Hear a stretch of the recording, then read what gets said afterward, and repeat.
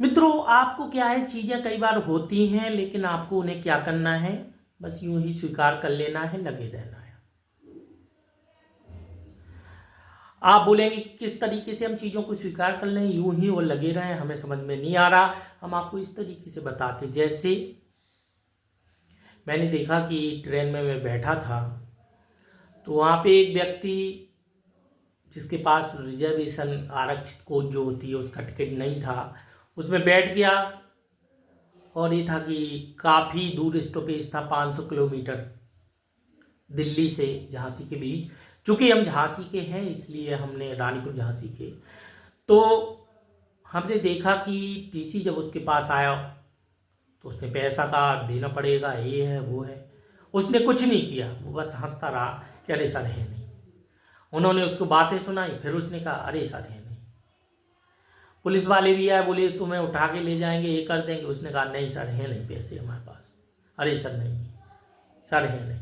कुछ भी वो बोले सर है नहीं, है नहीं। अंत में क्या हुआ, वो भाग गया टीसी। हालांकि ये जरूरी नहीं है कि टिकट कलेक्टर जो है वो आपकी ये बात मान ले, लेकिन क्या है, हुआ ये कि वह अडिग रहा, झेलता रहा।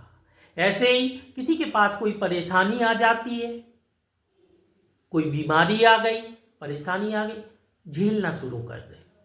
हाँ, सॉल्यूशन पे ध्यान देना है, लेकिन सॉल्यूशन के अलावा उसको झेलना है कि अरे ठीक है, अरे चलता है, एक दिन वो चलता ही हो जाएगी।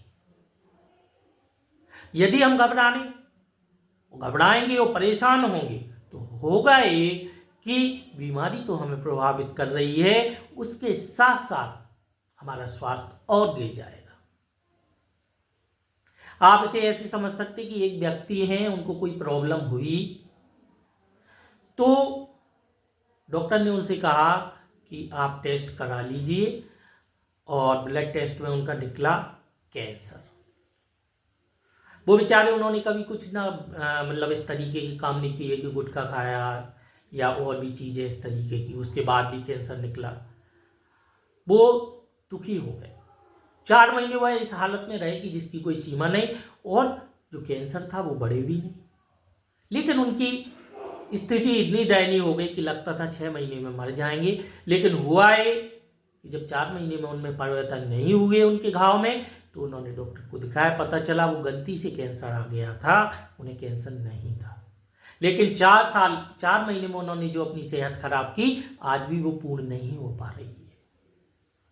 इसलिए क्या होता है कि चीज़ें जो होती हैं वो अलग है, उसके अलावा जो हम सोच लेते हैं वो और नुकसानदायक हो जाता है। इसलिए आपको सोचना नहीं है, जो होता है हो जाने दो, जो झेलना है वो झेलेंगे, ठीक है। उसके बाद,